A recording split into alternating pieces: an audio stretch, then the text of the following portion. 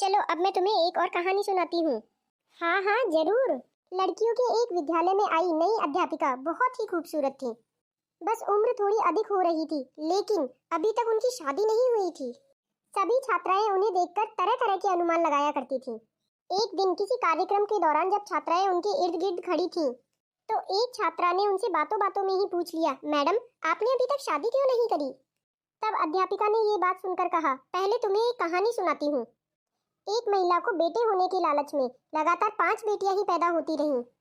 ओहो हो, ये कैसा लालच है बेटा पैदा करने का। औरतें अपनी जिंदगी बर्बाद करने पर आ जाती हैं।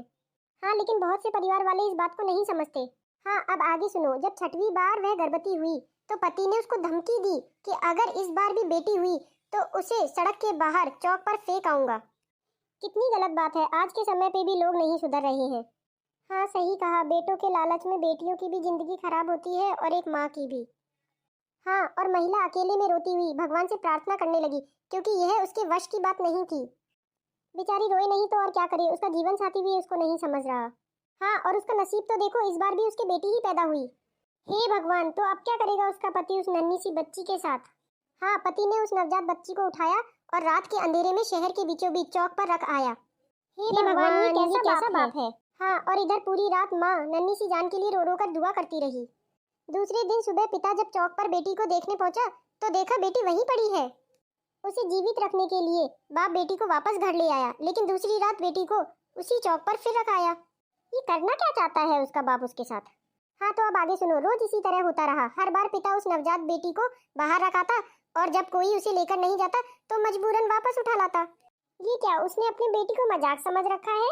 हाँ शायद, लेकिन एक दिन उसका पिता भी थक गया और भगवान की इच्छा समझकर शांत हो गया। और एक वर्ष बाद जब माँ फिर से गर्भवती हुई तो इस बार उनको बेटा हुआ। लेकिन कुछ ही दिन बाद 6 बेटियों में से एक बेटी की मौत हो गई। हे भगवान, कितना बुरा हुआ ये तो। हाँ, और यहाँ तक कि माँ 5 बार गर्भवती हुई और हर बार उनके बेटे ही हुए, लेकिन हर बार उनकी बेटियों में से एक बेटी इस दुनिया से चली जाती। हे भगवान, उस माँ पे क्या बीतती होगी। ये कहानी सुनाते सुनाते अध्यापिका की आंखों में से आंसू गिरने लगे थे। उन्होंने आंसू पोंछकर आगे कहना शुरू किया। अध्यापिका बोली कि अब सिर्फ एक ही बेटी जिंदा बची थी और वह वही बेटी थी जिससे बाप जान से पीछा छुड़ाना चाह रहा था। और एक दिन माँ भी इस दुनिया से चली गई। इधर 5 बेटे और एक बेटी, सब धीरे धीरे बड़े हो गए। अध्यापिका ने फिर से कहा, पता है वह बेटी जो जिंदा बची रही वो मैं ही हूँ। हे भगवान, ये कैसा खेल है नसीब का। जिस बेटी को वो रोज सड़क पर छोड़कर आता था वही आज जिंदा बची थी। हाँ, फिर अध्यापिका बोली, मैंने अभी तक शादी इसलिए नहीं की कि मेरे पिता अब इतने बूढ़े हो गए हैं कि अपने हाथ से खाना भी नहीं खा सकते और अब घर पर कोई नहीं है जो उनकी सेवा कर सके। बस एक मैं ही हूँ जो उनकी देखभाल और सेवा किया करती हूँ। और जिन बेटों के लिए पिताजी परेशान थे वो 5 बेटे अपनी पत्नी और बच्चों के साथ अलग रहते हैं। बस कभी कभार आकर पिताजी का हाल चाल पूछ जाते हैं।